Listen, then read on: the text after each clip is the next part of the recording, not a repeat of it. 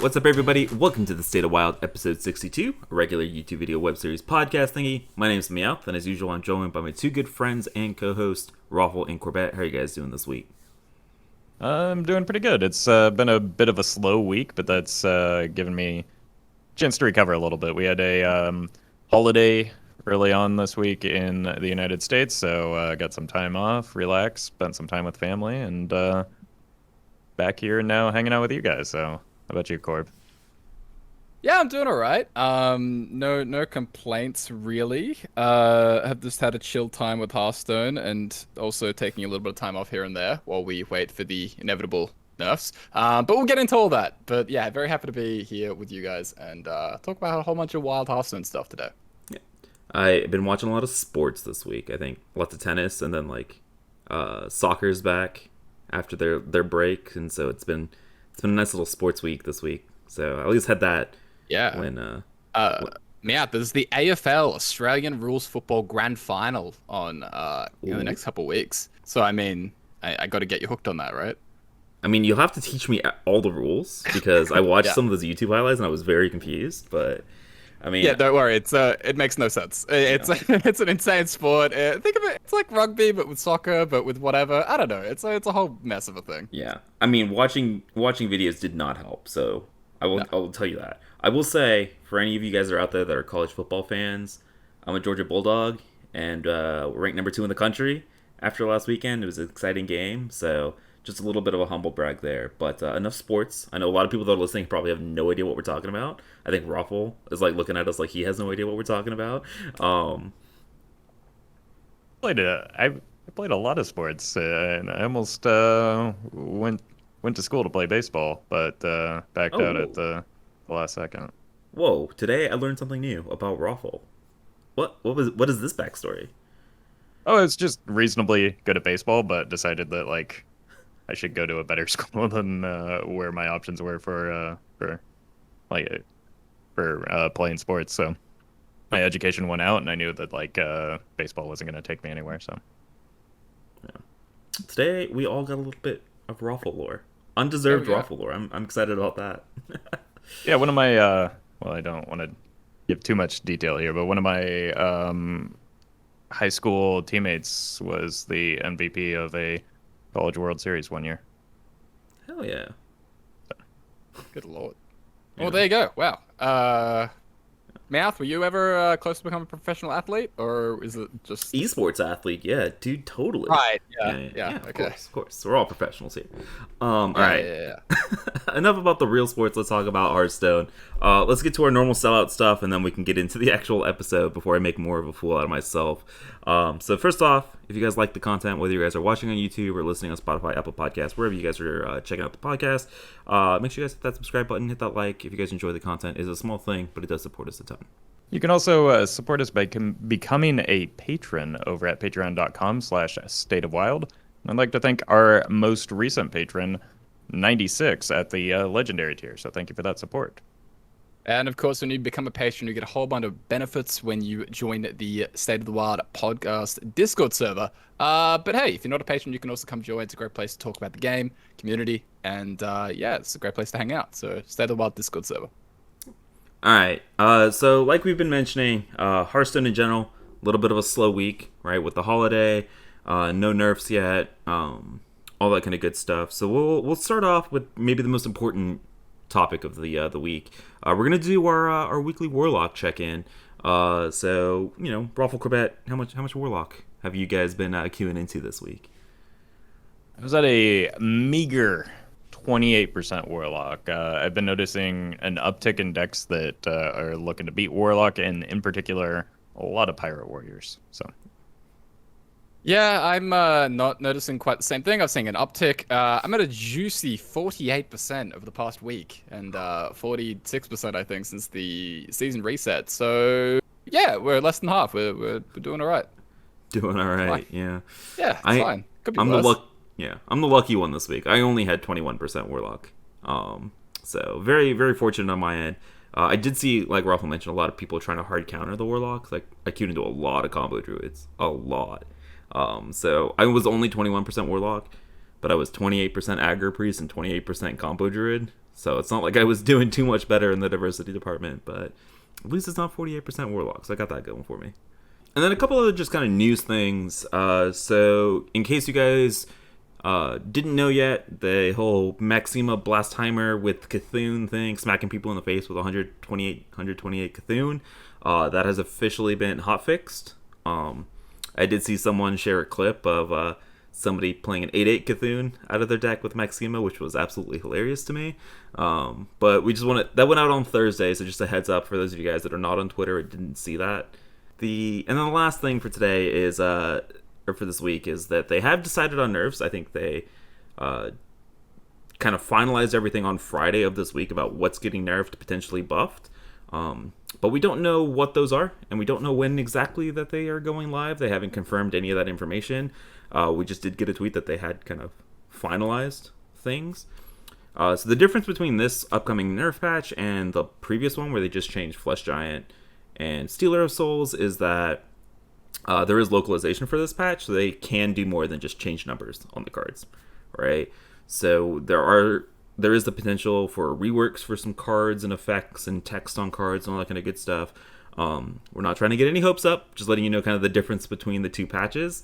And so, I mean, I will now defer. I will stop talking, defer over to our standard expert here in Corb, and see if he has any deets about what's potentially getting nerfed. Yeah, in terms of standard, there's actually kind of a lot of directions they could go in. This seems a lot less clear than the previous nerfs, and Alec as well has given one strong hint at a potential change for Lucia. But again, trying to keep hopes and expectations low. That's the key to happiness, right? Low expectations. But yeah, probably a Lucia. But as for like Warlock and some of the other stuff in standard, there's a few directions that I've heard. Mithril Rod is a suggestion that's come up a few times. Zach O from the Vicious Syndicate report has been very dead on with a lot of the predictions that he's been doing for nerfs for a long time, and that's kind of the card that he has highlighted as a potential Warlock change. But there's a few others they could do. So they could do a Touch of Nethrozan. That wouldn't be a shocker, because that is an incredibly strong card in all the Warlock decks in Standard and Wild, and is just in general like super busted. So yeah, that card potentially. In terms of Wild, it'll probably depend on just what type of change they go after in Standard, right? Like whether they pick something that picks on Wild as well. Because if they go for something like Mithril Rod, right, then the Giants version of Warlock isn't touched in Wild. And so this is a very good chance that they might do something like Crystallizer. I've heard that floated out by, I think Gallon has been the one pushing that, where he's suggested that they do something like Crystallizer changing health into armor rather than actually damaging you. So to be honest, like this patch does seem like it's very up in the air, and there's a lot of like domino effect. And so I could see anywhere between maybe like 2, 3, 4 changes to as many as like 6 or something. There's really kind of a lot of options that they have.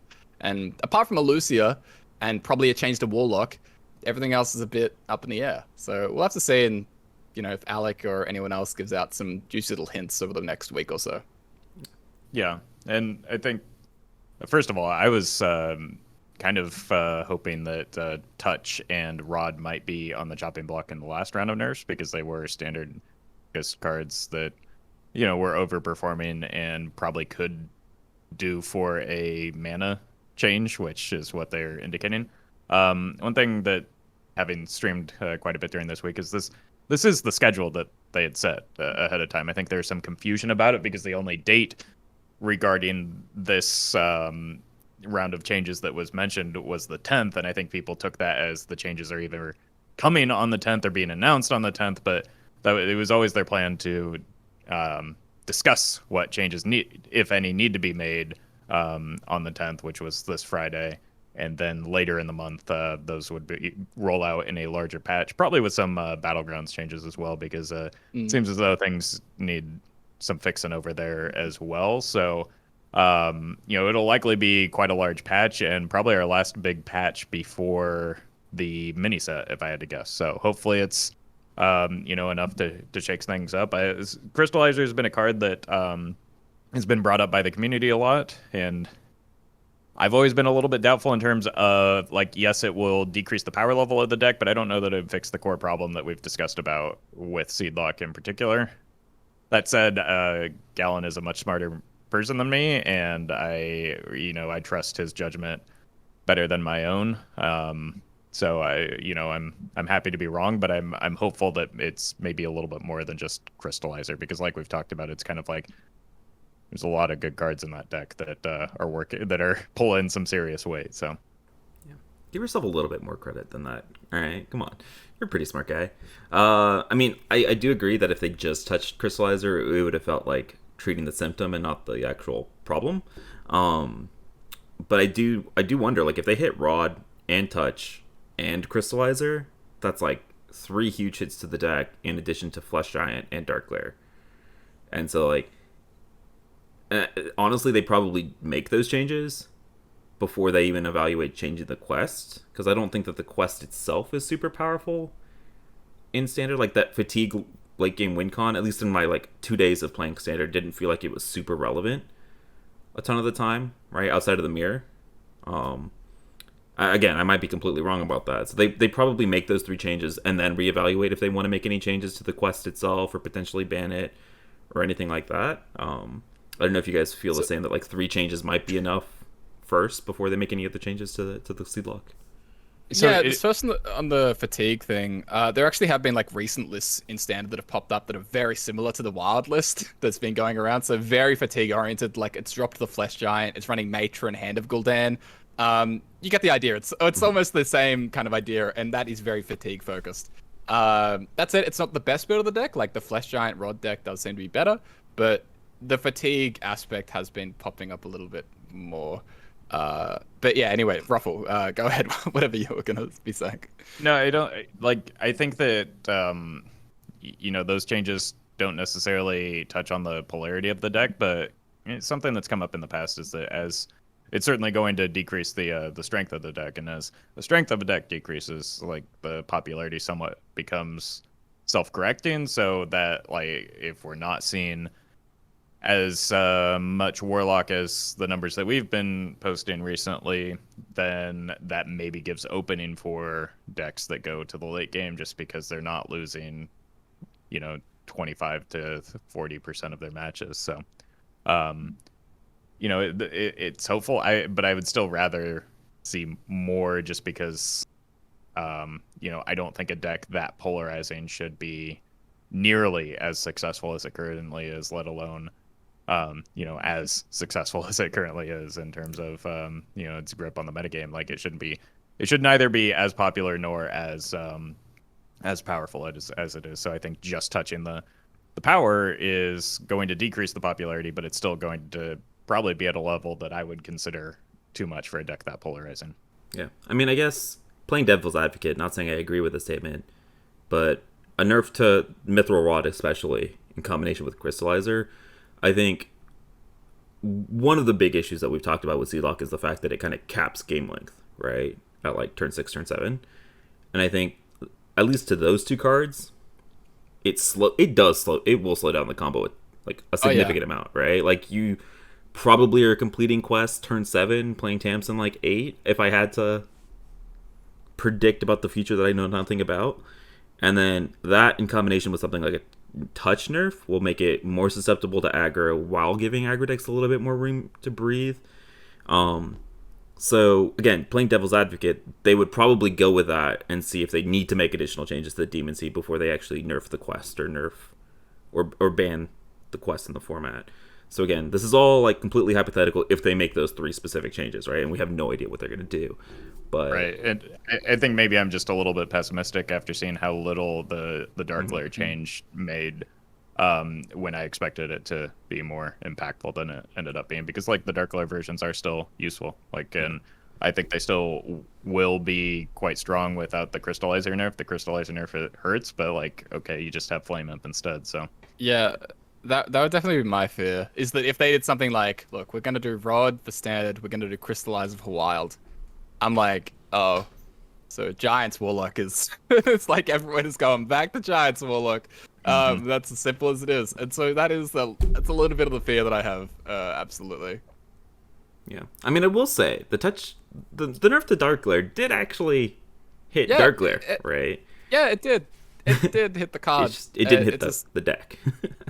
it's crazy. It's Yeah. it's insane that they butchered that card so hard, and they've nerfed Flesh Giant 2 mana, and it's like, oh yeah, Giants Warlock might still be the best deck in the format. I don't know, but the Fatigue version might, in my opinion, slightly better, but Giants is so good as well. It's just, god damn, those decks are insane. Like the power level for them to be hit that hard and just sort of like bounce off it is just crazy. Yeah. So yeah, I mean, as soon as we know nerfs, and I think we're completely glossing over the fact that there might be buffs as well. They have kind of rumored that there will be buffs, obviously to standard specific cards that they want to push archetypes for. I'm 99.99% certain they will not be buffing wild specific cards. But there are buffs, right? So who knows? Who knows what's coming? And as soon as we know, we'll probably, we'll be talking about it on next week's episode. Hopefully we know by next week. If they're not live yet, but... And buffs, we've talked about this before, but buffs are so much harder to predict because it's much easier to identify a small number of problems and pick out which one than it is to identify all the options that you have to buff. And so they could do whatever. Like, did we think N'Zoth was going to 9? Like, I don't know. They could do whatever they want when it comes to buffs. All right, so that's kind of it for news for the week. It's been a very, like we've been talking about, very quiet week, kind of on the news front, especially after the fiasco of last week. So a little bit of a quiet week. And so we're going to do something a little bit different, a little bit more fun, relaxing on this week's episode. We're going to do a little bit of a class check-in, see how the classes are doing so far this expansion, as we move into this kind of last big balance change and into the mini set. So just kind of checking out on these new archetypes and these classes themselves. So let's go ahead and start off with Demon Hunter. And so for the longest time, it's kind of just been Odd Demon Hunter, the super one-drop heavy focus for Odd Demon Hunter. They got a couple new toys this expansion with the 1-mana 1/2 that turns into a 1-mana 3/4. It's the Murloc. Megamorphin. Come on, dude. I thought that was just the name of the ability. I didn't know that that was like his actual name. Yeah. He's the cute Murloc that turns into a 3/4 for 1 mana. That's all I know. But he got that card and Peasant. I've actually been playing a ton of that deck, by the way. Both of those cards seem pretty damn good in the one-drop Demon Hunter list. I don't know if you guys have been messing around with Odd Demon Hunter at all, but I mean, it seems like it's just going to be another one of those like odd rogue situations where like it's not going to be very popular, but it'll always it'll be there if you want to hit Legend. Yeah, I haven't personally tried it, but I imagine that like it's probably in a very good spot right now. It it has Fury, it has Twin Slice. It goes face really, really well and can be quite explosive. So it's something that's always going to be, like you said, underplayed, but always going to be a relevant part of the metagame for the foreseeable future. 1 mana deal 2 is good. Yeah, that's fine, right? Like it got some good stuff. It got kind of like blown out a little bit by the insane power level of everything else in the set, but it'll always be there, and it's a great baseline for DH to always fall back on until we get to that huge juicy card pool that DH needs to really keep up with some of the other classes in the format. But we are kind of getting there with Demon Hunter, right? Like with Demon Hunter starting to branch out more and more every set and have more options beyond the just the Baku deck. Yeah, and I mean we saw that a little bit towards the end of the Barons with Death Rattle Demon Hunter. I think that's much too slow now, which is too bad because Ethereal Peddler would have been pretty cool in that deck. Or that's not the right card. Whatever, the Peddler would have been cool in that card or in that deck, and it's unfortunate. Persistent Peddler. There we go. But there's another deck that has been gaining a lot of steam in Standard because of its speed, and I think that there's some potential long term for that. We were talking before the recording in Brute Demon Hunter was probably very close. Yeah, I mean, let me just go ahead and talk. But for those of you guys that don't know what this is, it's like Brute Demon Hunter, Glide Demon Hunter, whatever you want to call it. It's Quest Demon Hunter, right? Essentially, the idea behind the deck is draw a bunch of cards and play a bunch of 0-mana brutes. And then if that fails, then you hit them with a giant lion's well, right? It's kind of the idea behind that deck. I knew Corb has been really, really excited about this deck. He was super hype about it right before the podcast. You want to? How excited are you about this deck? Oh yeah, I love this deck. This deck, one, super fun. Two, huge potential in wild, right? Like 0-mana 6/7s are almost as good as 0-mana 8/8s, and these ones have taunt, so pretty strong. And it's the type of thing that this gets better and better with like in wild as well. As the more efficient card draw is printed, which is, one of these core tenets of Demon Hunter, right? And as the card pool gets bigger, it should just be a better and better deck. I really like it as well in Wild with the mana burn, because that's so toxic. Like, it's disgusting. When you drop a whole bunch of brutes and then you also take away the opponent's mana, like for 0 on your side, 0 mana burn, it's so nasty. Again, probably not quite there yet because you only get like a couple small upgrades over the standard list, but this is like a huge, long-term baseline for the class for sure. Like definitely like next year, right? We could be talking about this being far and away the best Demon Hunter deck and one of the strongest decks in the format, I could see. Yeah. I mean, every time we talk about this deck, I just have to say Reddit was right. Glide is overpowered. All right. Yes. Reddit has never been wrong in their life. I'm not gonna lie. I'll admit it, even if he doesn't want to. It's kind of crazy because like I think day 2, Otters gave me this like Taxus Demon Hunter that was running like Watch Post and Glide with the quest, and it's kind of evolved into this, which has been like super sick. Totally, we're gonna take credit for that. Otters is the big brain. He's the one who discovered Brute Demon Hunter. So shout outs to Otters, patron of the podcast. You're awesome. But yeah, I don't know. It's very reminiscent of like. Go ahead. Speaking of Otters, I saw he got decent ranks with a version of essentially questline Demon Hunter recently. So he's staying on the watch post to slow things down a bit. But aside from that, he is just going for that brute game plan with the Lions friendly to smack him in the face. It's very reminiscent. I think when you say 6/7s with mana burns, all I can think of is like Dark Glare with Giants and then Lothab. And I'm just like, no, it's not even like gone yet, and I'm having PTSD. But like 3 or 4 turns sooner too. Like the explosive potential of this deck is just outrageous. If you hit your philosophies and glides or whatever your card draw is in the right order, like it just gets out of control very quickly. And you said they're 6/7s with taunt. It's really not that hard to turn them into 7/8s either. So like they get big. Yeah, it's definitely another one of those quest lines that we underrated. Like we did, I think, every single one of these quest lines in our format. Yeah. But chalk it up. I don't even think we talked about the Druid or the Demon Hunter quest line when we were doing our card reviews because we saw it. We were just like, this card sucks. Why are no, we I believe we talked about it. I think my quote was that it's a fantastic way to make your fatigue cards cost 2 less. I do remember that. Yeah, actually. And it turns out you don't even like the Kurtrus just doesn't matter in a lot of situations. Like the early cost, like Emperor Thorson is a good card. You put him on a quest line and guarantee him in your opening hand, it's good. You put him on a 3-mana weapon for Warlock and he's good. Like that's just. I mean, in hindsight, we maybe should have known, but like it seemed silly at the time. Yeah. Imagine people listening to us and then thinking that we're smart. Like, why? All right, let's go ahead and move into Druid. So Druid actually getting, I think, one kind of new deck, but kind of getting resurgence of a bunch of other decks. So let's go and talk about the new one first. Quest Druid, right? So there's 2 kind of versions of this deck. There's the odd version, and then there's like the non-odd version that runs like Park Panthers with Oaken Summons. And I think they're both pretty good. Again, this is another deck that I think Corb has been championing a lot, playing a ton of this deck. So what are your impressions about this deck?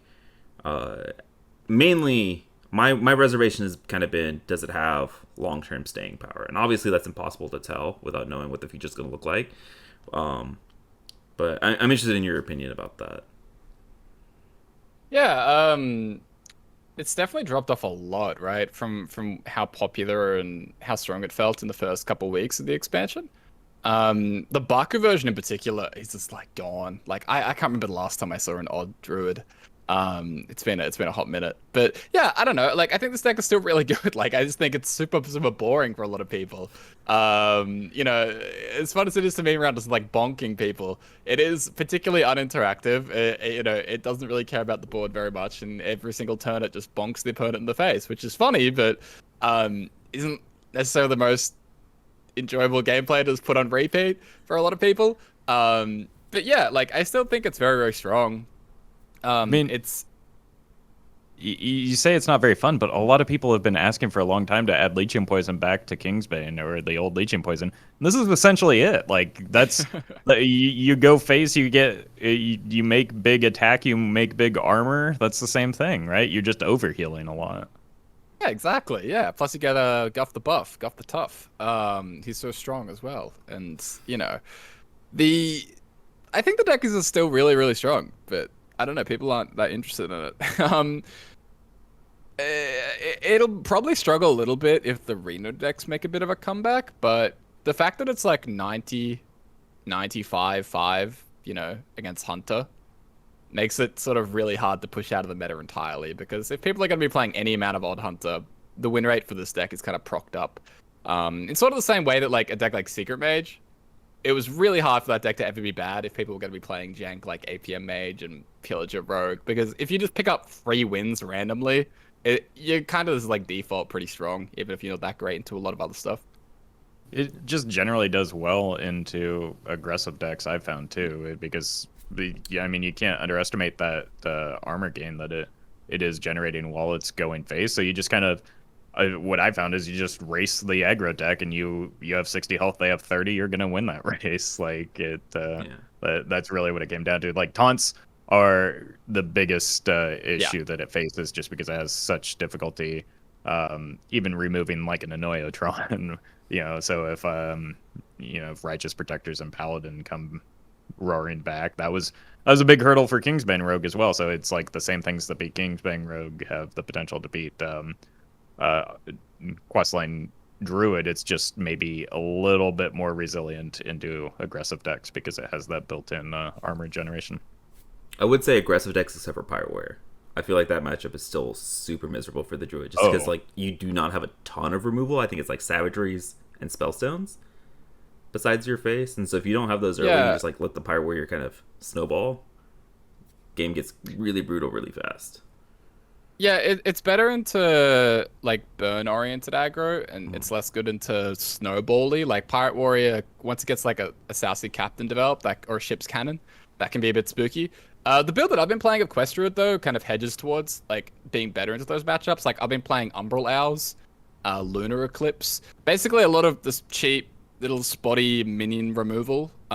Because, you know, like you said, taunt's scary, and you want to be able to remove the taunts and things like that and deny these snowballing minions with other things that aren't your face. You know, destroy your thing, go face. Destroy your thing, go face. Yeah. And so I've kind of really liked that build, and yeah, and I don't know, in terms of staying power, it's so easy to tech against this deck is the thing. Like, if people want to hate on this deck, it's so easy to just annoy a Tron, and it's just like, oh, GG.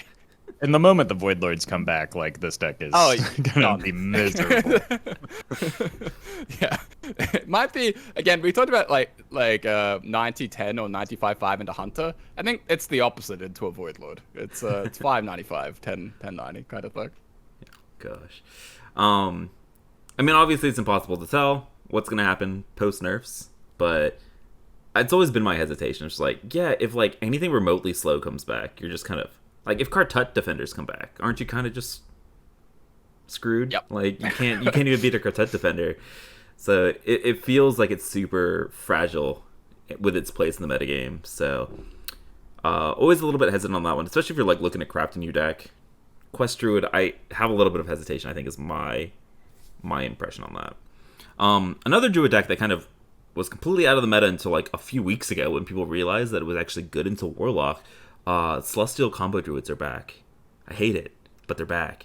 And so these are like the Malagos, the Mechathune. It's whatever combo finisher you want attached to the Celestial alignment, Spreading Plague, Oaken Summons, shenanigans, right? The Druid does. I think it's critical though that your combo does end the game, especially for that Warlock matchup. You don't necessarily want to tog into a seed block if they haven't played their Tamsin yet, or especially if they have played their Tamsin, I think one of the big propellers for this coming back in is people realizing that with an Escape Mana Saber, you can combo the same turn that you alignment. It's obviously makes you not run a 5/10 taunt from your Oaken summons, but like there's not a whole lot of board-based aggro right now, so like just leaving a Mana Saber stealthed until your alignment turn means that your opponent doesn't get a turn and you just often win. So a combination of that and maybe to a lesser extent Master Oakheart to pull Lady Anaconda so that you don't have to draw her as reliably makes it so this deck can pop off a lot faster, which is what it needs to do right now. So it's worse into aggro, but if it combos fast enough, that doesn't matter either. Like it turns out like killing your opponent the turn that you alignment is also a good strategy into fast aggro decks. And so I had a fair amount of success with it, especially farming Warlocks. And another deck that beats Warlock is a good thing in my opinion. Not if it's combo Druid though. Celestial Druid is. It's another one of those decks where I'm just like, oh, I have 0 chance this game because I can't kill him by turn 4 or turn 5, and so it's another one of those like really feels bad decks to lose to. But I will say, I will see the fact that any deck that beats Warlock is probably fun, and it's a good thing, and I'm happy it exists. I'm not sure how it does into the Giants version because of Loathab. I'm a bit skeptical on that. I know it probably does fine to Fatigue, but yeah, like Druid has had a huge resurgence. It's the second most popular class at Legend since the patch. It's a little bit less popular at lower ranks, but it definitely feels like a lot of people are gearing towards that to try and beat Warlock, and the Mechathune list in particular seems to be circulating among higher ranked players, it feels like. But yeah, with the Oakheart inclusion is very spicy. Yeah, so I guess let's talk about Mechathune versus Mali. Why Mechathune outside of like the Hijo Dustbait of the tweet that he posted? I think in general the Mechathune, the upside is Mechathune beats block, right? So that's like something, but often with you Malygos and alignment at the same turn, there's not really that much the Mage can do anyway. I guess like the Mechathune has the argument of being able to fit in more removal because it can be less combo piece dependent, like without swipes and without the Mali and the the Alexes and things like that. But I don't know, in terms of like a clear reason to play one or the other, I'm not sure it really matters that much. Like they're probably gonna have very similar matchups. They're probably both gonna win games when you play alignment on 7 and lose games where you don't have alignment in your top 15 cards. Alignment on 7. Oh yeah, sorry, alignment on 7 mana, which is like turn 3. But yeah, I don't know. Maybe you guys disagree and think there's a reason why you'd really want one over the other. But I think it's just fewer requirements for the combo pieces, which means more draw, more ramp, more removal.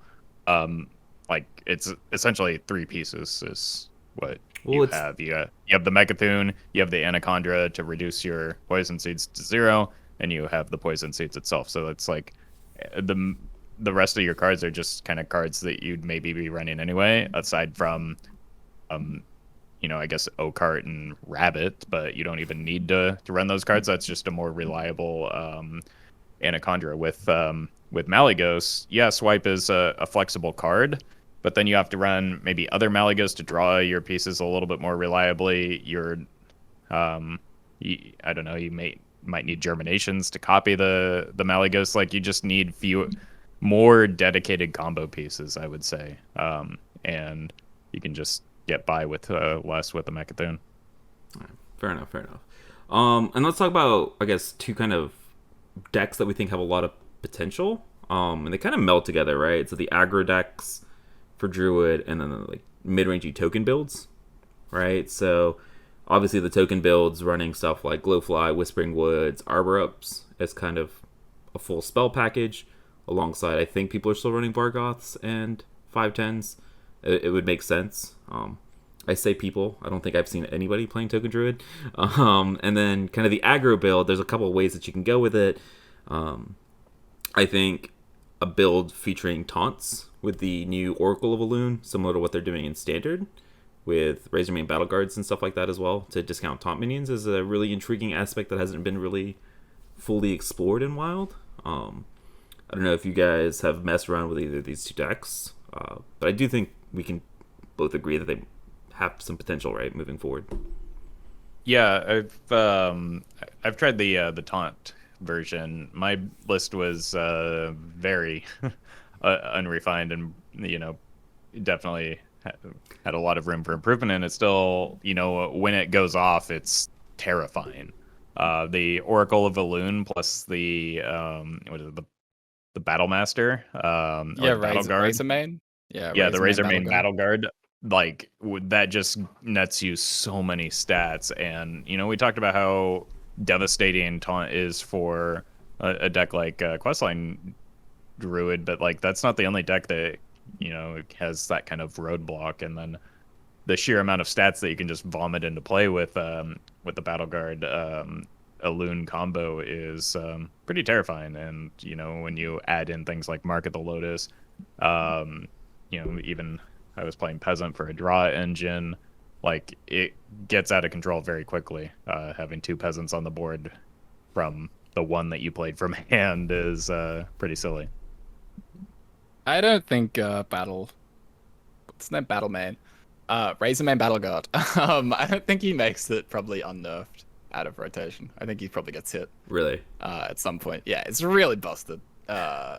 And to me, like, yeah, you can build it like with the Elune stuff. You can also like not run the Elune package, just like run it as a high roll, just with like good taunt minions and just an aggro druid. That's kind of what I was doing. I think Elune is a little bit awkward with Embiggen, just because if it ups the cost of a lot of your stuff, it makes it a little bit harder to pair with the Elune Razormane stuff. But I mean, I don't know. It's a really strong package. These decks aren't going to catch on at all, I don't think. But they're among the off-meta stuff. If you want to be a little off-meta and play something competitive, these are really, really good options. Both the token spell deck and the aggro taunt druid. I think they're both really, really solid. Yeah, agreed. I'll probably be messing with some of those myself this weekend. Seems like a lot of fun. I do want to do the Dream, Oracle of Elune, and like Watch Post and Weeblords. Oh yeah. Yeah, and just like say no. That's gonna be the best feeling. I'm excited for that. All right, let's move into Hunter. Hunter, I think, besides obviously Warlock, I think the big winner from this expansion, right? This quest and Quest Hunter in general, just kind of absolutely nuts, right? So I think Odd is the most popular version that everybody's playing, the Odd Quest version of the deck. I know Corbett's been refining kind of a non-Odd version of the deck. I think utilizing, instead of the tradable minions, running Barret Codebane, and are you even running a 4-cost spell? Yeah, I'm running Wing Blast. Wing Blast is super good. Oh, the one that costs 1 if you've killed something? Yeah, right? It costs 1. Yeah, it's 4 mana, but it costs 1. Yeah. Yeah, true. But yeah, I mean, Quest Hunter nuts. I completely didn't realize how insane a 0 mana hero power is for just board control. You play against an Odd Hunter and they complete their first part of their quest on turn 2, and you're just okay, well, I am never sticking a minion for the rest of the game ever as an aggro deck, and that feels really, really bad. But in general, Quest Hunter, absolutely nuts. It's we were talking about. I was talking about how Quest Druid probably doesn't have staying power post nerfs. I think Quest Druid is here to stay. I think it's a very, very good deck. Yeah, I think one thing I personally underestimated was how quickly it can get online. Rapid Fire in particular just feels like kind of makes or breaks early game sometimes, while still giving you a fair amount of burst in the post quest world as well. It's 2 mana deal, 8 in the Odd version. That's pretty silly. I despise Odd Quest Hunter. I hate this deck, and it's not because I don't like the concept or anything. I just hate that it's so incomplete. It's a solid deck, but my god, those last 8 cards that you're trying to fit in the deck are just so horrific. It's unsatisfying. It's disgusting when you draw the wrong 8 cards. The Roffle saying if you draw Rapid Fire, and it is great if you draw Rapid Fire, but it's so bad if you draw Secret Plans and Hunter's Mark and this garbage that doesn't help. I hate it. And that's kind of why I wanted to try the non-Odd version, because at least then I could play Wing Blast. I mean, you say that, but that just only means it's going to get better over time as it fills in those Exactly. 8 pieces. So, Yeah. like, Yeah, this like you the fact you that hate it's it this now, you're good- going to hate it more later. Yeah, well, I mean, in terms of power level, like, I'm not that scared of it. Like it'll be strong, but it's mostly like playing it. I just like hate the feeling that I'm drawing the wrong third of my deck. But yeah, like you're saying, the fact that it is carrying this much dead weight and it's this good is just bonkers. Like this deck can get so much better. This needs a little bit of card draw. This needs a little bit of more odd cost of damage. And I think it'll be in the clear. I am interested though to see what happens if Reno decks come back, because I'm not actually sure if it can beat the Reno decks. Or even just I'm not Odd sure if Warrior. it has the damage. What was that, sir? Or even just like an Odd Warrior. Like, Yeah, or an Odd Warrior, right? Yeah. anything that Just because intel. it's so bad into Druid, and it does seem to have such an issue with that limited damage cap that I am a little bit concerned about what happens if, more and more healing enters back into the format. Yeah, I also think it's just much easier to tech against something like Warlock, just because, I mean, I've been playing Tax Paladin, and I've just, like, shoving Mindbreakers in there, and you, like, just cry for the Hunter, and you didn't save an Overwhelm, because you're having to spend, like, 3 spells on a 2/5 without being able to hero power, which is pretty great. And if you get slower decks coming back, you can always just do the whole Wizard Finley thing, right? Because that's what people were doing for the longest time against Reno Priest, given Raza Hunter is a little bit faster than Reno Priest, a lot faster than Reno Priest, but I mean, I wouldn't be surprised if people like try to bring that back as like tech for Hunter. So, yeah, I don't think we're at the point where we should be worried about our Hunter overlords, but it is a deck that it's like moving forward is like it's gonna be an omnipresent deck kind of in the future. And then kind of the opposite of Odd Hunter, we've got Even Hunter, a deck that we've been talking about on this podcast for months now. And it's just chugging along, dude. It's got the 2 Weblords to help against Hunter. It's got the 2 Weblords to help against Warlock, and you're kind of just chugging in the kind of disruption secret package and hitting people in the face. It's just doing good old Even Hunter things. Nothing too exciting to talk about here, but it's another good Hunter deck that you guys should probably be playing a lot more of. It's got Gen and Baku have been such a impact in both a positive and negative way, just because people are not going to play these damn decks ever, because they're so because they play so similarly game after game. People get bored of them really, really quickly, even though that they're really, really good. And yeah, it's overperforming right now too. It's got good matchups into the metagame. Like, it was listed as one of the top 6 decks by Hearthstone's own data scientists. Like, I think it's consistently being underrated. We sound, again, a bit like a broken record here, but like, if there's ever a metagame for this deck, it's now. Part of the reason why it was so good in the past was that it stomped Dark Glare, and that hasn't changed. So yeah, queue up some Even Hunter. I don't know. I'm scared, man. What happens when people start complaining about Hunter? What do we do then? They already are. What Hunter, are you talking Hunter about? might have 2 tier 1 archetypes right now, straight up, and that feels weird. Like, I don't know, that feels strange. But yeah, that's a thing. So good for Hunter, dude. Hunter suffered. Hunter Now deserves Hunter it. gets to Hunter deserves this. Great. Speaking of classes that probably deserve it, Mage, man, How dare you? Mage has had its fall from grace, dude. We were talking about Mage, Warlock, Priest as the 3 top dogs of the format, and then United and Stormwind came out, and Mage is, I don't know, man. Would you say Mage is like, it's probably up there for like overall strength of the archetypes within the class? I would say Mage is like near the bottom, if not at the bottom. I don't want to talk about it. You guys, you guys go. I mean, okay, we got to talk about Seeker Mage has all but disappeared because it sucks into all the Hunter, sucks into the Sleetlock. God, it sucks into Pirate Warrior.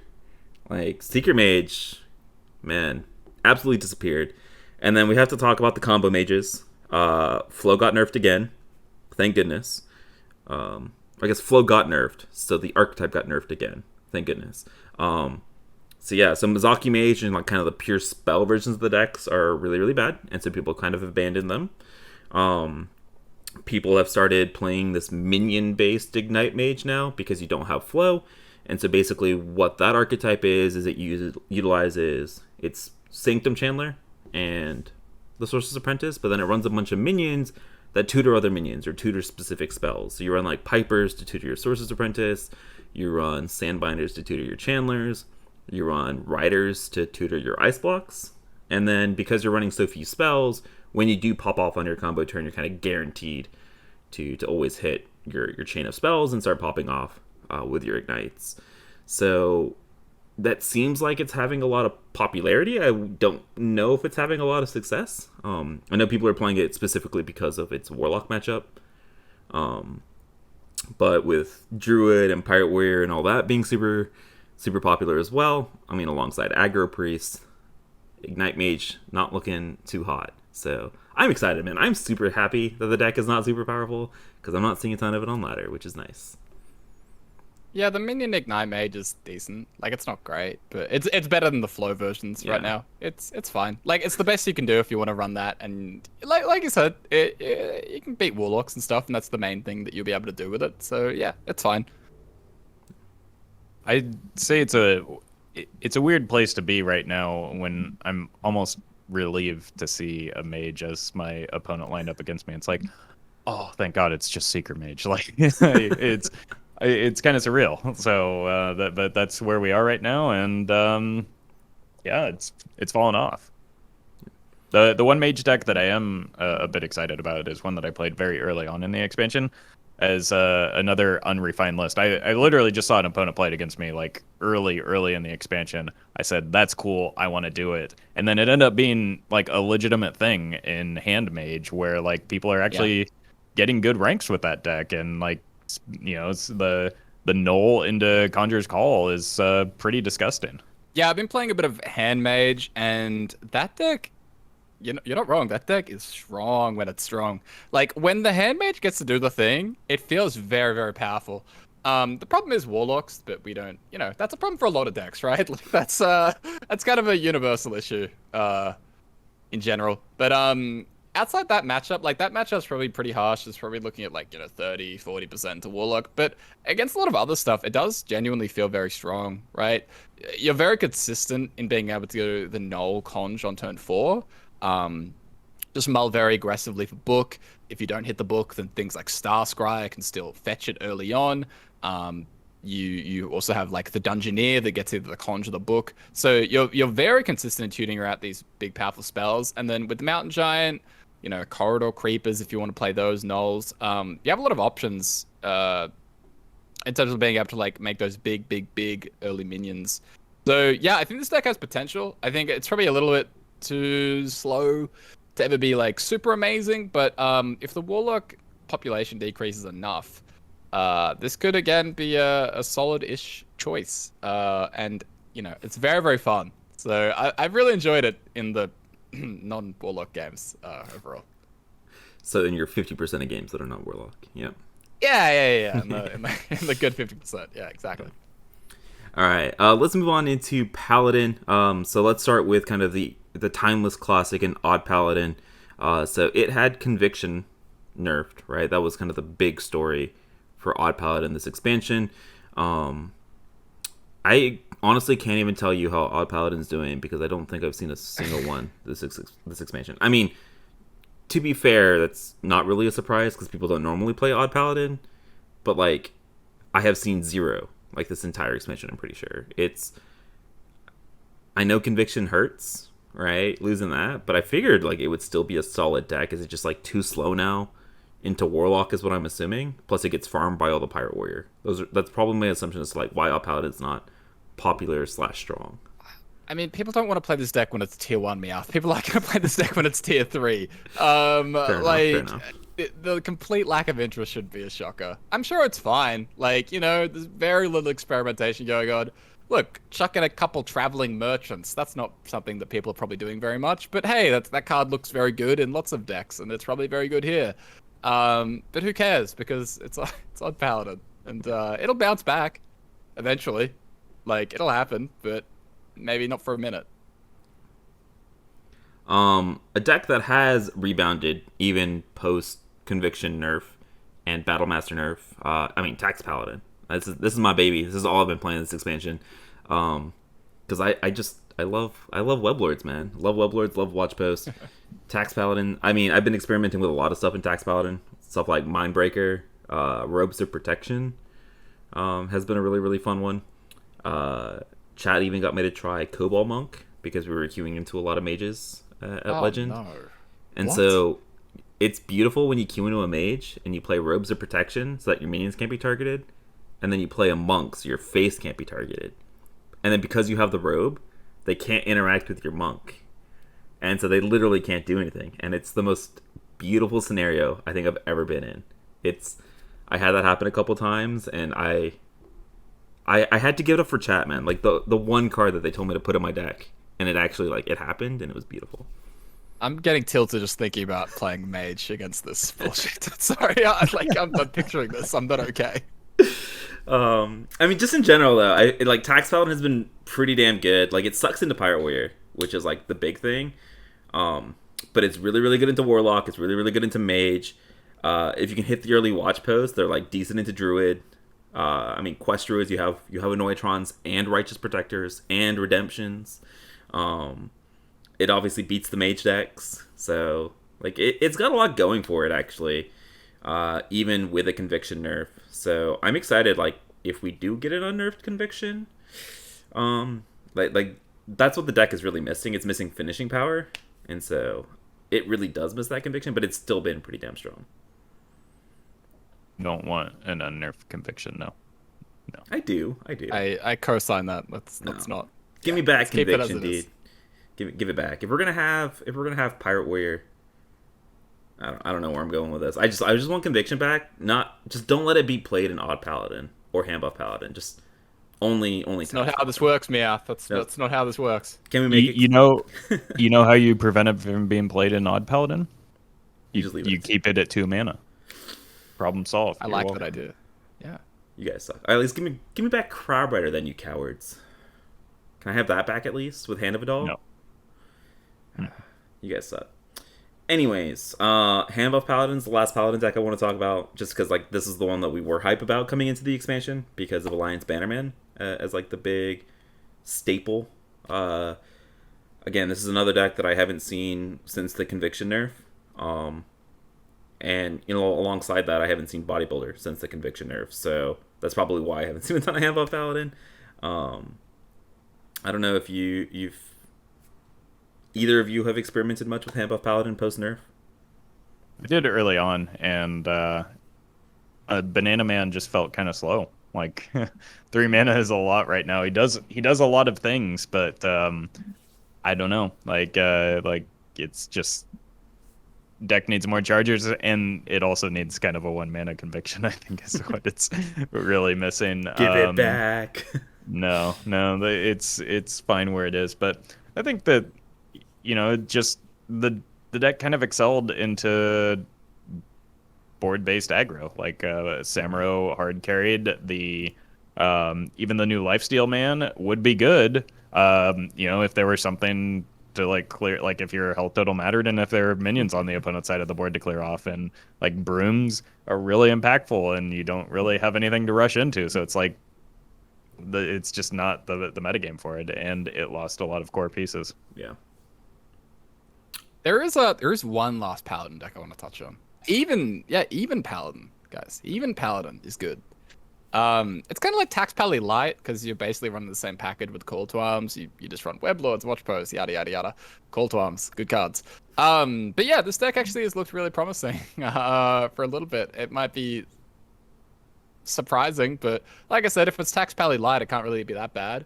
And yeah, I don't know. The win rate stuff keeps looking very promising for it in different sources. So whether it's just replay or there's been other reports via Firestone. I think Gerben does those as well. They highlighted even Pally. And so, yeah, I mean, if you want to play something that's very, very off meta, that's okay. We highlighted some Druid cards, Druid decks earlier, some Even Hunter. I think even Paladin is kind of in a similar spot. And, again, not the most exciting deck in the world, but it'll be fine. It'll do pretty well for you. All right. Let's move into Priest. So this is Aggro Priest is the main kind of defining deck for the archetype. I feel like we were talking about for so long. Priest only had two archetypes. It was Big Priest and Arena Priest. We still only have, a very few select amount of archetypes in Priest. It just has completely shifted from these two really, really slow control decks to, hey, I'm going to kill you on turn 3 with Aggro Priest. It's been 2 months and I still find myself like almost mulliganing away removal against Priest just like Yes. out of habit. But yeah, I mean, Aggro Priest is kind of the big thing. I do want to talk about a couple of like deck building choices here because I've been playing a lot against Hopper, who's been kind of doing a lot with Aggro Priest, like different builds of the deck. He's like completely cut out Thrive and Shadow Visions just because they're just slow, right? It's 2 mana for no impact on the board. And like no man crick, none of that. And he's beaten me with Traveling Merchants way too many times, and it's really annoying. And it's making me think that card is actually good, which is crazy. But it's Aggro Priest, very very good deck. It's one of those hyper aggro kind of strategies. So again, it's another deck that I'm like, I wonder if it'll survive if slower stuff like Reno Jackson comes back and more decks that run Defile or Risky Skipper, or even stuff like Reno Priest if it comes back. I wonder if Aggro Priest can survive that, but it is one of those hyper aggro decks, so I wouldn't be surprised if it did. I'd be more worried about like board clears coming back than Reno in particular, because like the post Reno swing is still going to be disgusting with a Void Touch Attendant on the board. I climbed some more with Shadow Priest to Diamond 5 this month, and I am firmly in the camp of you do not want to spend 2 mana on cards that aren't hitting the opponent for damage. Like Visions and Thrive are nice. Like having a 3rd or 4th Mind Blast is nice, but it's also nice to kill your opponent before that becomes relevant at all. And that's what what I would consider a well optimized version of the deck can do. That being said, I was running the monkey version with King Mukla as my 3-drop, but like even that over Mankrik makes a lot of sense to me, because like why would I pay 3 mana for a 3/4 when I can do that for a 5/5? And the Traveling Merchant probably fills a similar role. It is a bit of a win more card, but it's attached to tradable, so you can give it up when you're not at an advantageous board position, which, to be honest, right now, like we talked about, not a lot of decks are playing for board, so you just kind of freely get to take it, and that's part of why the deck is being successful right now. Defiles are coming back in the Fatigue Warlock, so that's concerning, but like the deck just so much damage. I don't know. Yeah, I was kind of reading a few conversations people had in Discords, including Hopper, among this like absolute, a few people talking about Shadow Priest, and sort of talking about Visions and Thrive. And I was kind of surprised because I thought we all agreed that Visions sucked like a month ago. So I thought we'd all kind of moved on from that. Like to me, Shadow Priest has like a 27 card core, right? And the last 3 slots that I was running were Mankrik and Thrives. But if you're not running Mankrik, then you don't run Thrives, right? Like Thrive is only there for the Mankrik. And so the other cards that you can look at in those last 3 slots, you have like Cult Neophytes, Traveling Merchant. I've seen Beaming Sidekick, the Mankrik package, Leroy. Cult, did I say Cult Neophyte? Either way. There's like a whole bunch of stuff that people are trying in those last kind of 3 slots, and nothing looks clearly great. Travelings might be the best option, right? But I'm also a little bit skeptical of Travelings without the 0-cost cards that make it so good in Standard. It might just be good enough because of the Pirates in Wild. But yeah, I don't know. Like the Needle Vision stuff isn't great, and it's just sort of on a mission to try and find those last few slots. But yeah, the deck's super, super good. And I mean, do we ever go Gandling? Do we ever try and do cute Shadow Priest like Standard? Like we find some cuts? I mean, I'm some completely down for that. I'm completely down for murdering more 0-cost minions. Sign me up. Sicko. Speaking of other decks, though, that got murdered. I mean, let's talk about Big Priest, Reno Priest, all that kind of stuff. They're nowhere to be seen on ladder. culprit of the Warlock dominance and popularity, right? I know Big Priest has been popping up a ton in THL as like if you can ban Warlock, then Big Priest is an okay bring because it like farms stuff like the board based aggro decks like Pirate Warrior, right? I know it's been popping up there. I know it's not, at least personally, not been having a lot of success, so I'm not even sure if it's like good into the other decks in the meta. But yeah, I haven't seen Reno Priest in a long time. I know we were pretty hype about this like shadow build of Reno Priest as it like potentially being kind of the next big upgrade for the deck. Yeah. And we haven't seen that at all since like day 2. So yeah. I mean, if you're not killing your opponent before turn 8, then you're not winning games of Hearthstone is really what it comes down to. And like even Big Priest does need some time to set up, which usually involves getting to turn 8. So yeah, it's understandable and unfortunate. I never thought, like, I don't like Reno Priest as a deck. I think it's I don't think it's all that fun to play. I think it's Curvestone. And like I miss it. So damn, that's where I'm at. Yeah, it does feel weird that Priest went from. I mean, we kind of got what we wanted, right? We were demanding a new archetype for so long for Priest for an entire year, and we got it, but at what cost, right? At what cost? Yeah. All right, so we move into Rogue. I feel like Rogue, same old story. You've got Kingsbane Rogue, you've got Odd Rogue, both pretty underplayed, much more than they should be, right? I feel like Kingsbane especially feels like it should have an okay matchup into the Warlock decks. Maybe not so much the Fatigue version of the deck, but the Giants, I feel like it should. He's giving me a head shake. You don't think so? Yeah. I'm not really a Rogue believer right now. Like, well, I feel like it used to be good into the old Dark Layers, so I figured that it would be okay into the Giants. But I guess the healing is definitely relevant, plus the ability to get out early Happy Ghouls probably stunts Kingsbane a lot more than I'm probably giving it credit for. Yeah, it's totally fine into the Warlock. It's just like being fine-ish into Warlock isn't enough necessarily. I don't know. Like, I think the deck's okay, but I think it's overall not great. Great, probably. But yeah, I don't know. Not a ton of people playing Rogue, so it's kind of hard to, yeah, like enough. Rogue's one of the least popular classes right now. Yeah, so. Fair enough. I mean, we can't go without talking about Pillager Rogue though. Otherwise, Maxie's gonna get really, really mad at us. He's like the one person champion in this deck still on NA ladder.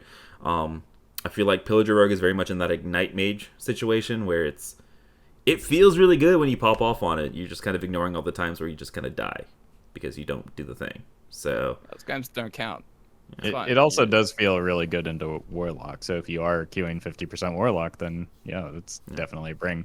I played it recently, and when you high roll draws, you can even beat Pirate Warrior. You're like just going off on turn 4. If you kill them on turn 4, they can't kill you. So it's kind of like it's got that going for it. That like it's fast. But I think that if things ever get back to what we're used to, I think it's probably going to be a little bit less reliable because it can get overwhelmed still by an early fast board, which is what a lot of Wild used to be.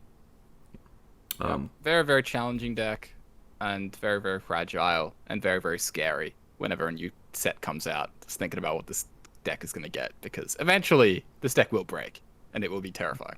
I am scared though when it does become like good, because it's another one of those situations with like Cloak of Shadows and Evasion. Like it's got that ice block, that feeling of hopelessness, and so I can totally see it. I mean, but to be fair, pretty easy, a lot easier to tech against, right? Because Hunter Secrets, Mage Secrets, like you have some interaction.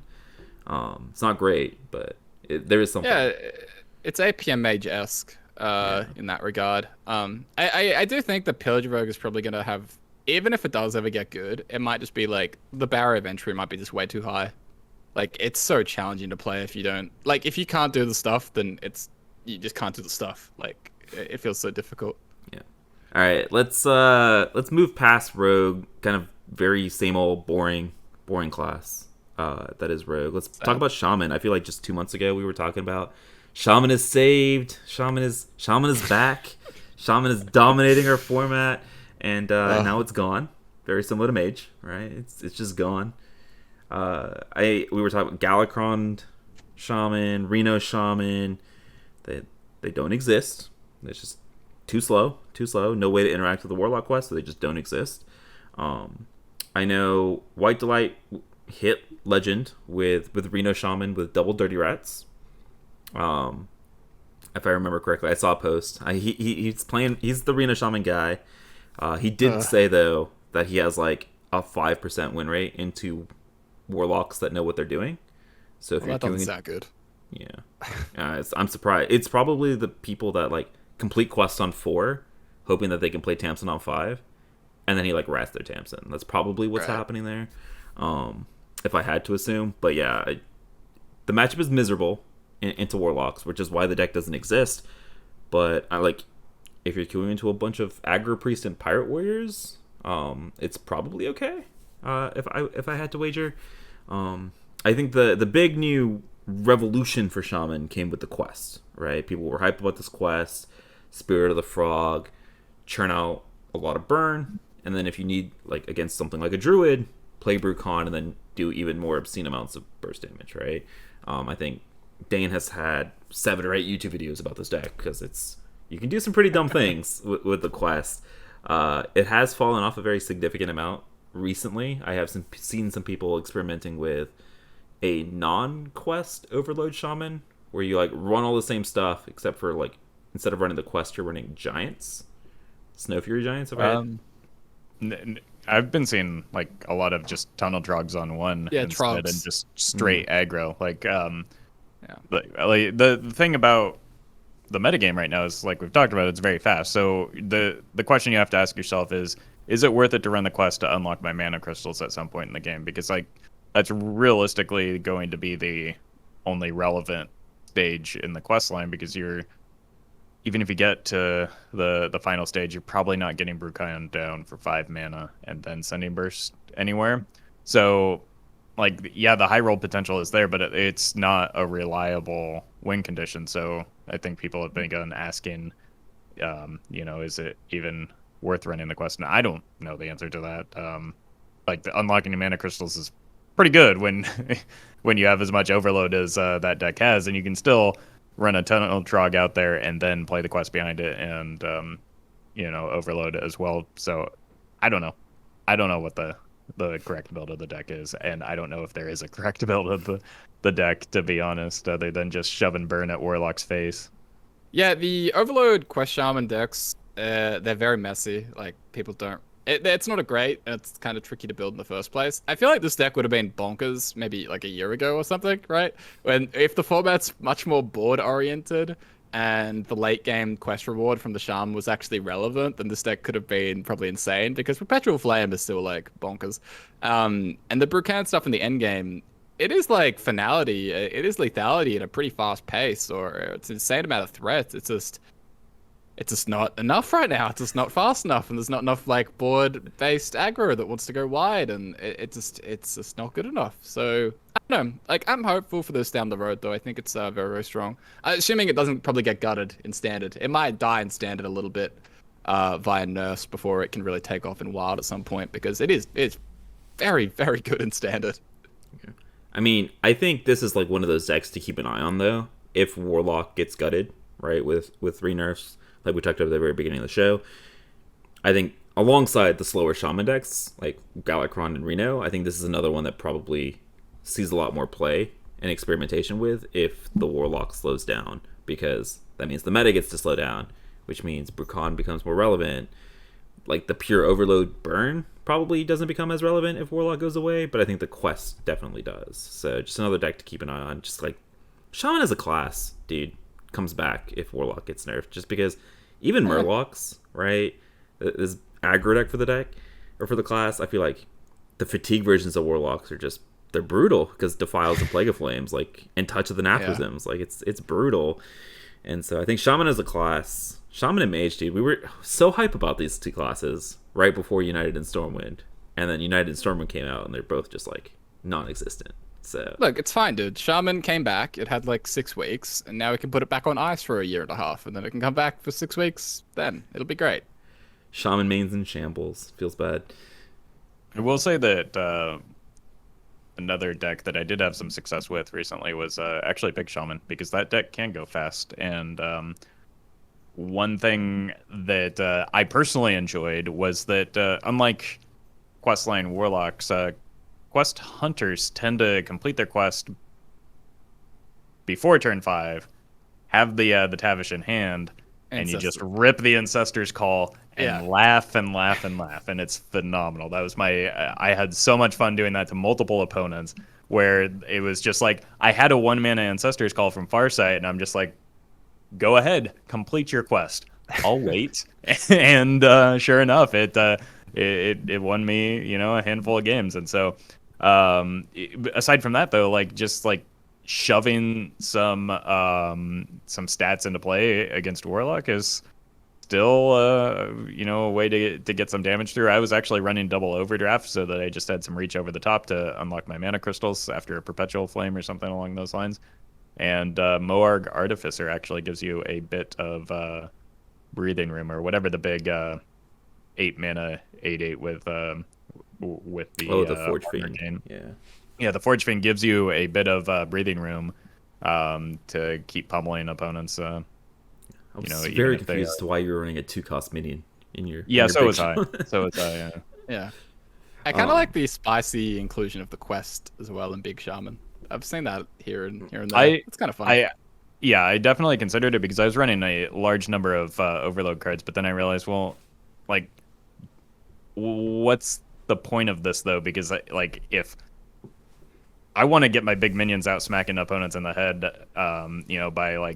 by turn 4 or 5, 6 at the latest, I would feel better just like, if you want double minions, just run Wind Fury. It's 2 mana and you don't have as big of an ask. So I couldn't justify it just because of the speed of games right now, but something potentially for the future if things go a little bit longer.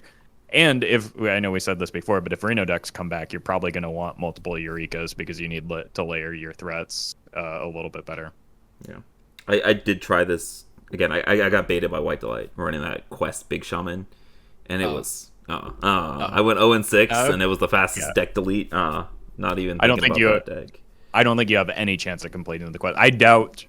White Delight posted it as bait. I doubt he completed the quest a single time when he was playing it. I'm just thinking you play it just for the first reward. Like that's it. Like that's again, the point. Well, yeah, but that's why I was running overdrafts, and overdrafts had the benefit of being tradable and also being able to clear minions or just shoot the opponent in the face a bit. So, that was I started at the same point as you, and then landed on the overdrafts is where it came down to. All right, let's move into Warlock. We do not need to spend. Discuss. I don't think there's nothing to discuss, right? We've spent 7 episodes talking about Warlock, so we're not going to talk too much about Seedlock, but that's the whole. You guys know what's going on with Warlock. But one deck that we do want to talk about that's not Seedlock is Evenlock, because this is a deck that we were hyping up with all the new inclusions, right? The Knolls, the Bread Baker, the Dark Alley Pact, all the good stuff. And it turns out that even in a Seedlock world, Evenlock is still pretty good, because turn 2 Anatherons, turn 3 Giants are still pretty good. And we get the benefit of a nerfed Battlemaster that we get to run in our deck now, because it's 6 mana, which I think takes the deck up a huge amount. But the Battlemaster nerf was a huge buff to Evenlock. Yeah. Did you know that 8/8s and 8/6s go face? And when they do go face, it hurts a lot. Oh my god. And then if they go face twice in the same turn, it hurts a lotter. So, it's actually a pretty nutty deck. I played a fair amount of it even before we got Flesh Giants back, and it was just like, I don't know what to do with all these threats. I don't have, I have a handful of threats. I'm playing these 8/8s on, or 8 attack minions on as early as turn 3, and it's still like, I have so many more left I want to play, but the game's over because 8/8s go face. It's always so funny to me when nerfs become buffs. Like Yeah. I love that every single time it's ever happened. And the Battle Master being an actual finisher is so sick for this deck. Like Yeah. it needed it so much, and the fact that it just got it off the nerf is just brilliant. But yeah, I don't know. Even Warlock really good. Like really, really good. I've been playing this deck a bit when I haven't been playing Seedlock. God, I'm sorry. But it's been tough. But the whole like tax and disruption early game, like all your 2-drops are just like tax cards, whether it's like cults or rats or watch posts or web lords sometimes, and then you just like play them out on turn 2, and then from that point on you start vomiting threats. It's I don't know, the deck feels very satisfying to play and super strong. Like even in this Warlock, even in this like Seedlock meta, you know, like if they don't have the Plague of Flames, 8/8s hurt. 8/8s are big. 8/8s go face. I mean, we were doing so, we yeah. were doing Battlemaster Giants and Darkglare Warlock, and so now we're just doing it in Evenlock, and it's just as good. So Yeah. Wouldn't that be funny if they nerf Seedlock and then all of a sudden it's like even Warlock becomes the becomes the big bad? I'll take it. Yeah, you can sure. you can remove 8/8s. They have a lot of them, but like you can predict them, you can remove them, Yeah. you can freeze them. you can play I'll around take it. them, right? Yeah. Exactly. Yeah. No, I agree. It'd just be sort of a funny side effect, I think. But yeah, even Warlock, when that tweet that Tien put out about the power level, even Warlock was the second deck listed. He wasn't quite sure on the order, but he did say like, yeah, Questline Warlock, even Warlock, then you know, yada yada. So it's right up there. HS replay stuff looks really great for Evenlock as well. So again, another deck that not a lot of people are playing, but super good. You cut off one oppressive Warlock deck head, 2 more grow in its place, right? So you cut off Darkglare, Seedlock, 2 Seedlock decks come out, cut off the Seedlock, Evenlock and even Renalock are probably going to pop up and be really, really good. Like, I'm pretty sure you're not even supposed to run Flesh Giants in that deck. I think Flesh Giants are just, like, No, actively bad in Evenlock at this point. Yeah, I think at they're 10 mana. way too slow. Way too slow. Yeah, for sure. I could definitely And say you that, don't. especially if you're cutting some of the healing from the deck. Like you don't really get any benefit from them. You have enough, half- right? You have an Yeah, Atheron, half the deck is 8/8s. Half the Atheron, half the 4 deck is Giants, threats. Yeah. and then 2 Alley Packs. Like, you have 7 Giants already. I think Pack Mule, low-key, one of the best cards in that deck. Like, I love Yeah. Pack Mule. I mean, Oh, I also hate it when I draw them in my opening hand, or like overdraw my extra mule, but like I have a mule counter in my chat now for how many I've overdrawn. It's really sad. But Pack Mule low-key MVP. Like, I've gotten turn 2 in Atherons so often because you just like on turn 2 tap into a mule and all of a sudden you have a full hand and you just like play a 1-drop. Which is it's beautiful. Beautiful. I will say that the combination of the Knolls and Anetheron just completely confuses and breaks people's brains, and so it makes like those turns have become the new like coin mountain giant because I had people. Or I was explaining how in the past I had people tell me that I could have played, you know, both the Null and the Anetheron on the same turn. And in the video where I'm explaining how dumb that was, somebody says, well, no, you could have. You have to play or you have to tap, then play the Null, then play the Anetheron. I was like, well, I can't hold 11 cards. That's not how that works. Like, they just see the double ones and they tunnel in on that, and it's like, perfect, go. And that's Yep. not at all how numbers work. I may or may not have coined a mountain giant, I think, when I was playing hand mage. It happened. We don't have to talk about it too much, but yeah, that was an incident.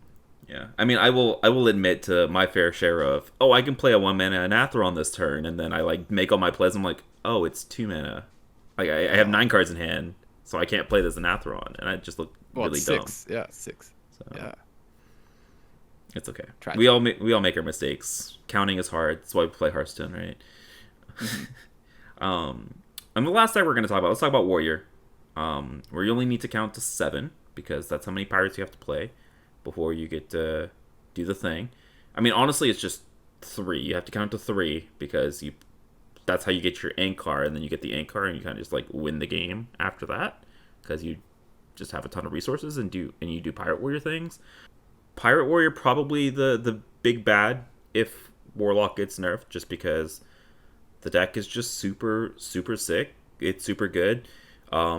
Most decks are going super low to the ground now, just trying to complete the quest as fast as possible, right? They're not running Dread Corsairs, they're not running Sword Eaters. I mean, people have cut the Outrider's axe, a long time ago, just because now you can consistently tutor Ankar. Pirate Warrior, very, very good. I think Pirate Warrior is going to get even better if Warlock gets nerfed. So, bust out your Galaka crawlers, bust out your oozes or vipers or whatever weapon tech we're playing now, because you're probably going to need a lot of them. Because Pirate Warrior is going to be pretty damn good. Yeah, I've heard vipers are very good in wild, so definitely worth a look. What? You didn't want me to go there? I knew you were probably going to go there. I was just hoping you didn't, and you went there. Anyways. Yeah. What? I'm glad you did. Anyways, yeah, go on, Roffle. Yeah, any other warrior decks you guys are interested in playing? There's nothing, right? Because, I mean, I just out myself a little bit. Reno Pirate Warrior, not very good, right? Because Who it's just nowhere to could have complete the quest. predicted that? I don't know, dude. Yeah. I can't even I'm try kind to of- defend myself. I think with Pirate Warrior, like, we've talked about the curve going low. It's still not low enough, I think. Like, the list that people are still playing, that I'm seeing pop up on HS Replay, is still running things like Cultist and Dread Corsair. And yeah, while people are doing things like cutting Sword Eater, they're still around a lot. I think you just cut all of the high cost things. Like, I want to run Buck, I want to run, like, the Corsair, I'm running Shiver, like, Shiver Timbers and stuff. Like, I'm going that low, because I just think you don't want to do anything except like play 1-cost cards. Like the 1/3 that I'm playing is South Sea Captain, and if that could be a 1-drop, I'd be running another 1-drop. Like I just want nothing but 1-drop pirates in that deck. Also, Pirate Warrior Quest, not very good in standard. Buff it, maybe? Do we buff Warrior Quest for standard, guys? No? God, Can I'm we just remove imagining, like, Corb how from do call, you even please? buff that? Make it end of turn? I don't know how they'd buff it actually if they wanted to go about it. I don't think they will, because I think they legitimately do probably look at Wild and go, maybe not. They might try and do it in another way, but I think you buff it in standard by introducing additional pirates. I think that they just have a low density of pirates right now, so it's hard to complete the quest. They also don't have Ankar, which is like kind of good. yeah, like it's Yeah, It's kind the of best- makes the quest very good. it's the best card in the deck if you listen to everybody but Reddit. Like, Oh yeah, right. We're meant to be running Fiery War Axe, right? right? Yeah, now I'm interested. Does Reddit think Ankar is bad? Like I didn't have that low hopes for Reddit, but are they? Is it that bad? No, it's worse. There was a popular post or a controversial post, I suppose, that said not only is it bad, but it's the worst card in the deck, That's which okay, is though. the opposite of reality. So That's okay. That's okay. People can think that. It's fine. It doesn't matter. I'm gonna keep playing Anchor, and so is like everybody else, set, and they're gonna keep winning games. yeah, so that's everyone else. But mini set coming out soon. Maybe we get more pirates then, and yada yada. But I am interested to see if they do touch any of the quests directly. I wouldn't expect them to. When it comes to the buffs, like I'd be very surprised if they did, just because. Well, I don't know. Like I think like what Roffle said, I think there are just better ways of buffing the quests indirectly rather than just going after the rewards and stuff. Yeah, I think there's been enough pushback about the quest in general that like I would be very surprised if they like went and actively buffed the quest. So, I little bit of a side note. Dane put out a tweet today on Saturday talking about Dead Man's Hand Warrior and how it has been performing really well for him. So all you cultists out there may be hope. Even Dane has bought in. Dane has joined your cult. Or was Dane the like originator of the cult? I don't even know how this lore works. He's the leader of the cult. All right. so. Well, he's out there baiting everybody again because I'm trying Dead Man's Hand Warrior tomorrow. So he said that it's a potential answer, and Dane's a good player. Even though he memes a lot, he's a good player. So I'm inclined to trust him until I lose like my first 5 games, and then I'll complain about Dane, and it's okay. But it'll be what it is, and I'm just excited to try something that's not Pirate Warrior. Honestly, is what it is. that's fair. I mean, stacking armor can't be that bad, right? Like, it gives you a health buffer, but the problem is that like in particular the fatigue versions, they just have infinity damage, so you can't get to infinity armor. So Well, you have cold lights, right? So if they do start fatiguing, true, Tamsin only protects them on their turn. true, yeah. So I don't know how you get them low enough to kill them with cold light oracles. Like I don't know how you're getting to that point, but I'm sure you could kill somebody with cold light oracles. Like I wouldn't be surprised if somebody wasn't expecting it and you just like brand cold lighted and killed somebody. So Fatigue scales quickly, so yeah, I could see that. May all your opponents complete quests on 4, and may all your rats be in hand on 5. Good luck to you, Meowth. I'm gonna do it, dude. I'm gonna play it, and when it goes poorly, I have no one to blame but Dane, and so I will add him on Twitter with my 0-6 record and just put the blame solely on him. So, Yeah. All right, plans in place. I'll try it too, and when it goes poorly, I'll have no one to blame but you. So you brought this to my attention. No. Okay, when you blame me and call me out on Twitter, I will just retweet it and tag Dane, and then we'll be fine. I mean, what you do is your business, but you're the one that brought this to my attention, so we'll see how it goes. Oh no, what have I done? Anyways, that's it. That's the meta. Those are our off-meta decks. I don't know, man. I'm excited for this balance patch is kind of my big thing. I'm excited to see what they do for this balance change. Excited for the mini set. Like, it's kind of crazy that we're like already talking about a mini set too, which is, I don't know. We get a balance change in like a week, maybe, right? So not 17th, 16th maybe, or the week after that on Tuesday. So the 20th.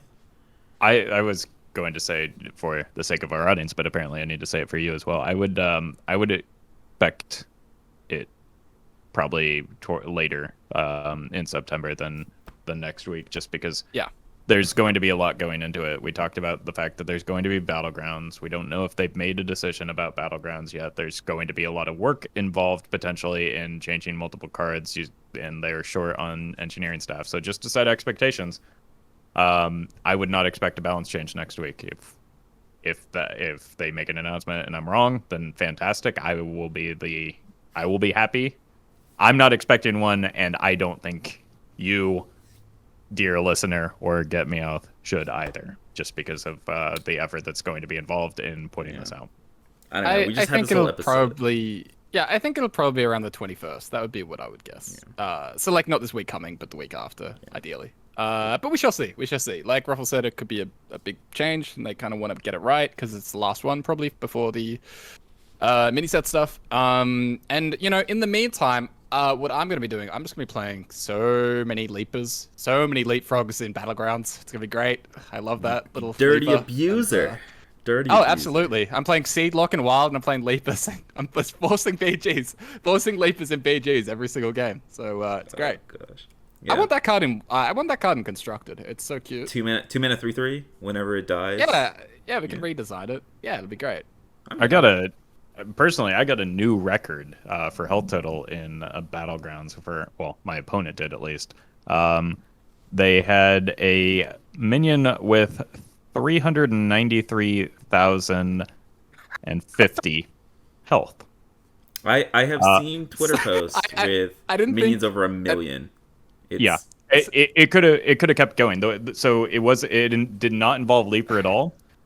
They had Baron and a golden parrot as well as a second parrot and that stupid demon that buffs health. The worst part was it didn't kill me, and I did not get to take my turn the follow-up because the animations were so slow, because like everything had 8 and like the highest attack minion was 8 attack. And so they just slowly chop through my massive board with all of this health, and I'm just like, well, these animations take an eternity, and now I don't get to play the game. So that was kind of unfortunate for me. My dumbass, you were saying like the health total's 396, and I was like, yeah. And then you added the 1,000 on the end, and I was like, oh, yeah. I have seen Leapers end up with like a rat, like a single rat that has like 1 million attack and 1 million health, and it's kind of gross, very gross. Love Hearthstone. Yeah. I mean, we just had this whole episode last week about expectations, and I'm sitting here like, patch, please. I don't learn. I know. Can't teach an old dog new tricks. Come on. But or a cat, Meowth, or a cat. can't teach an old cat new tricks. Yeah. I'm really regretting this name choice because everybody comes in and they're just like, "Where's your cat?" And I'm like, "Yeah, I'm a dog guy. I have dogs." Yeah. And they like call me out on it, but regrets. It's all good. Speaking of all good, this episode was pretty good. I enjoyed this episode, and hope you guys listening out there did as well. Roffle and Corbett, thank you again for joining me week after week, even when we're running out of stuff to talk about, guys. So if you guys have any topics, let us know down in the comments below. Stuff you would like to see us address or talk about, or anything like that you would like to see on the podcast. Let us know down in the comments below. And Roffle, Corbett, thank you again for joining, and let the people know where they can find you. You can find me at RoffleHS on Twitter and Instagram, and at Roffle on Twitch and YouTube. And you can find me at Corbettgames on Twitter, Twitch, YouTube. It's Corbettgames. So thank you guys very much for listening/watching. You guys can find me on all the following platforms as well, with at GetMeowth. And again, thank you guys for listening all the way to the end. Appreciate you guys. Have a good week, and we'll see you guys next time. Later.